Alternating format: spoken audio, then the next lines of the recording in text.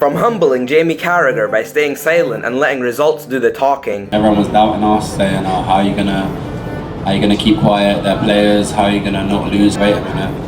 No one respects us. To directly cussing out every single pundit that doubted Chelsea. And they were saying that we were not able to win in this pitch because too young, because not experienced, and unfortunately for them, they have been all wrong. So in English, I would say off. In a world where football pundits and rival fans are never held accountable for their biased takes, they are just coming up with ideas that no one would go near. I mean, giving 10-year contracts to players. They've got a transfer ban potentially coming down the line as well. Yeah, it's messy. It's really messy for Chelsea. Chelsea have just got to stop buying players, and players have got to stop signing for Chelsea. I don't know why, if I was a player, I would look at that Chelsea project. Why would you sign? The only reason why you would sign is your agent might say, we're getting a 7-year deal on big money. That's guaranteed money for 7 years. An environment like Chelsea, that is a toxic club who spend crazy amounts of money, demand instant success, do not care about development. The pressure will be on from the moment he walks through the door. Cheers for Nunes, Todd, you bum. I don't particularly like Maresca. I don't particularly rate Maresca. I wasn't particularly supportive of the Maresca appointment. He was drastically over-promoted. He is a championship manager. He was plucked directly from a championship club and given one of the biggest jobs in English football. Now, to bring Maresca in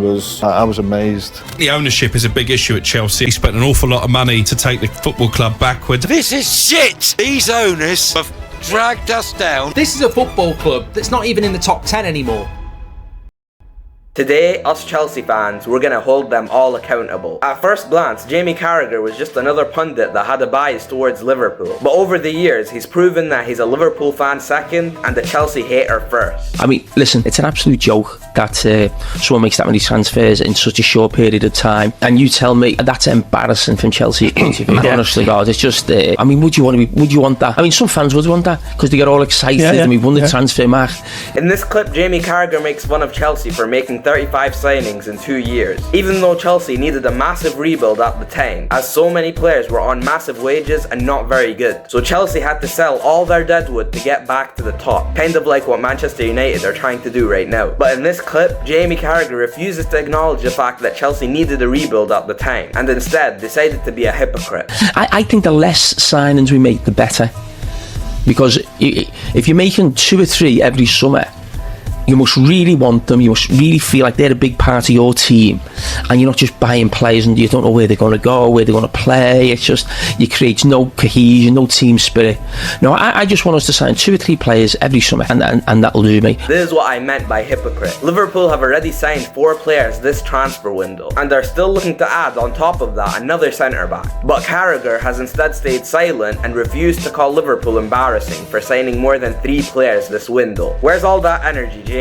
But the next clip is even worse. Anyone with a brain cell could tell you that Chelsea were young and were exciting going into last season. But Jamie Carragher didn't think that so much. Chelsea have just got to stop buying players, and players have got to stop signing for Chelsea. I don't know why, if I was a player, I would look at that Chelsea project. Why would you sign? The only reason why you would sign is because someone might say, your agent might say, we're getting a 7-year deal on big money. That's guaranteed money for 7 years. You know what I'd say? Back yourself as a player. Being a pundit these days is one of the easiest jobs. All you have to do is defend your club like your life depends on it, and attack whichever team you want, even if you're just blatantly lying. And at the end of the week, you get paid. You saw the list of names that are there and you're saying, I could be part of that. Part of what? Part of this young, exciting team could be. It's not a young and exciting team. You've bought João Felix, right? Tell me where he's going to play. They've signed Neto a week ago. Where's he going to play when you've already got Cole Palmer? So where would you play Enzo Fernandez, £100 million player who played number 10? Where would you play Nkunku? Now, when you're asking where João Felix is going to play, you know what I want to ask you? Where's he going to get changed at the training ground? I'm deadly serious. If you've got 40 players, how are they all in one dressing room? How are you putting a training session on? But the next pundit ended up getting instant karma for what he said. Gary Neville has emerged as one of the top pundits for Sky Sports over the recent years, being able to cover major games on commentary for them. And when Chelsea lost the Carabao Cup final in the 29th minute of extra time, Gary Neville said this. In extra time, it's been clutch kids against the blue £1 billion bottle jobs. He referred to Chelsea as the blue £1 billion bottle jobs, a title that really stuck that season. Chelsea, we all know you've spent £1 billion. We all know that team in extra time is worth hundreds of millions of pounds, and you've just had your arse smacked by a bunch of kids. They have spent £1 billion on players, only to be named as the blue £1 billion bottle jobs. 6 billion down the drain.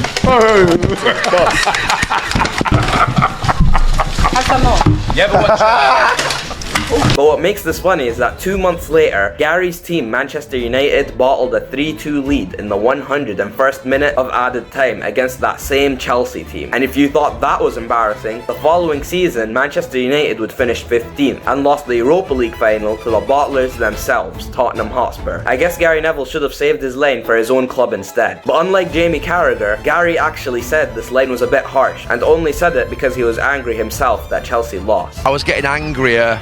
If you hear my commentary during the extra time, I was getting angry with Chelsea from the first minute of extra time to the 2 minutes to go. Chelsea shrunk, and I use the word shrunk, and maybe bottle is a very strong word, and you know, ultimately I don't want that tag to stick with them, because the reality of it is there's a lot of talented young players there. But this next pundit went from being one of YouTube's biggest voices on football to turning his platform into a place where Chelsea became the punchline for every joke. Mark Goldbridge isn't a pundit in the traditional sense, but his words carry just as much weight as other pundits. And for Chelsea fans, some of his takes feel just as stupid. I look at the Chelsea situation and I go, massive amount of wealth, but how much intelligence, and specifically how much football intelligence? Because if I was Chelsea's director of football and I had £1 billion, I'm not spending it like that. They are just coming up with ideas that no one would go near. I mean, giving 10-year contracts to players. They've got a transfer ban potentially coming down the line as well. Somebody was talking about who's going to win the league next year, and somebody mentioned Chelsea, and I said absolutely not. Chelsea do not look like a team that's going to win the league anytime soon. I look at Chelsea and I don't think they're massively ahead of us. I think Chelsea's recruitment is not that good. But like every biased take, eventually it all had to fall. I watched the Club World Cup last night. They've spent loads and loads of money, relentlessly, but they've ended up in a situation where they've won the Club World Cup, they're into the Champions League.